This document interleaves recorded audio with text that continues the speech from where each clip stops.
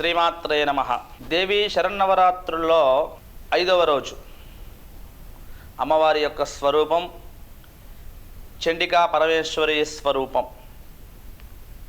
కలౌ చండీ వినాయక అని ఋషివాక్యం.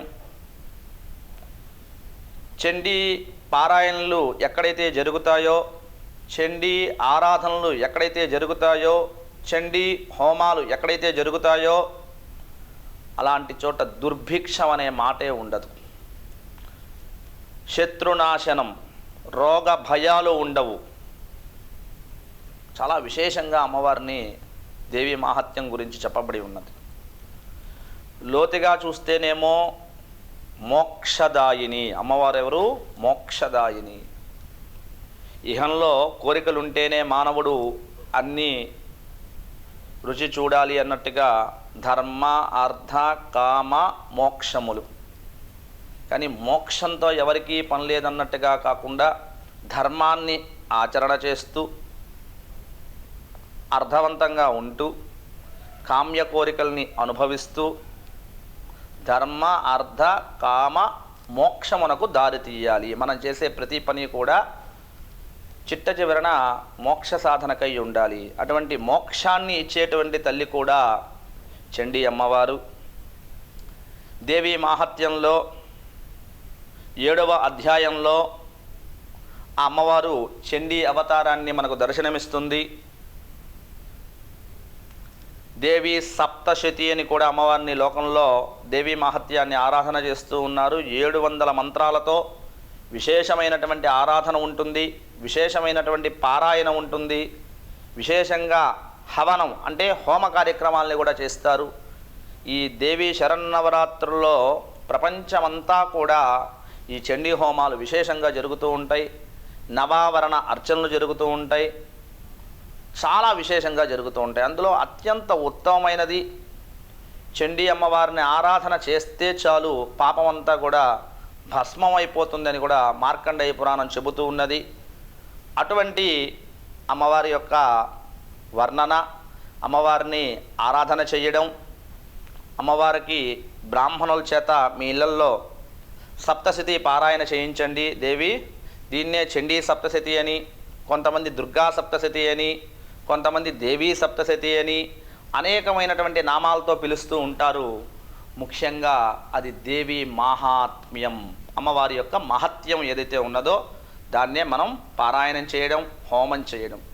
అత్యంత విశేషమైనటువంటి బీజాక్షరాలతో కూడుకున్నటువంటి మహామంత్రములు ఎలా ఉంటాయి అనంటే ఆ మంత్రములను వింటుంటేనే చాలు మనకు ఒక్కొక్క బీజం ప్రజ్వలిస్తూ ఉంటుంది.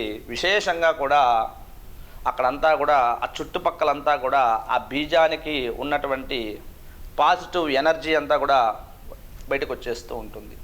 అది చాలు, వింటే చాలు. అటువంటి గొప్పది, శక్తి గలది చండీ హోమం, చండీ పారాయణం. మనం కూడా దేవీ నవరాత్రుల్లో అతి తక్కువ దక్షిణ తీసుకొని అందరికీ ఈ చండీ హోమం అందుబాటులోకి తీసుకురావాలని 9 రోజులు చండీ పారాయణ, 10వ రోజు చండీ హోమాన్ని సంకల్పం చేసి ఉన్నాం. ఎవరైతే మా దగ్గరికి వచ్చి చండీ హోమాలు చేయలేనటువంటి వాళ్ళు, శక్తి లేకుండా ఇబ్బంది పడుతున్నటువంటి వాళ్ళు అడిగితే వాళ్ళందరి కోసంగా వాళ్ళందరికీ కూడా మామూలు రోజుల్లో కూడా చేయకూడదు. దేవి శరన్నవరాత్రుల్లో అందరికీ అవకాశం ఇవ్వాలి. అందులో ఇలాంటి పుణ్యమైనటువంటి రోజుల్లో చేస్తే ద్విగుణీకృత ఫలితం, 2 ఫలితం పెరుగుతుంది. అటువంటి చండీ అమ్మవారి యొక్క ఆరాధన మనం చక్కగా కూడా చేసుకోవాలి. అక్కడ అమ్మవారు ఒకే మాట చెప్పింది, 7 జన్మ కృతం పాపం, 7 జన్మల యొక్క పాపాన్ని కూడా నేను తీసివేస్తానని కూడా ఆ అమ్మవారు స్వయంగా చెప్పి ఉన్నది.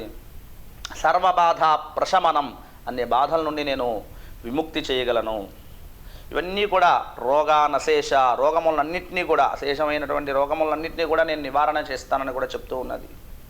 ఈ మార్కండేయ పురాణంలో మనకు చండీ అమ్మవారి యొక్క ఆరాధన విశేషంగా చెప్పబడి ఉన్నది కనుక మీరందరూ కూడా ఈ దేవీ నవరాత్రుల్లో చండీ హోమం కానీ, చండీ పారాయణ కానీ, చండీ అమ్మవారిని ఆరాధించడం కానీ, ఒకవేళ ఇలాంటివన్నీ అందుబాటులో లేకపోతే ఇంట్లో మీరు పెట్టుకున్నట్టు కలెక్షన్ దగ్గరే ఓం చండీదేవ్యై నమః అనుకుంటూ అమ్మవారికి చక్కగా ఆరాధన చేసి చెరుకు ముక్కలు అమ్మవారికి, అదేవిధంగా మంచి గుమ్మడికాయ ముక్కలు,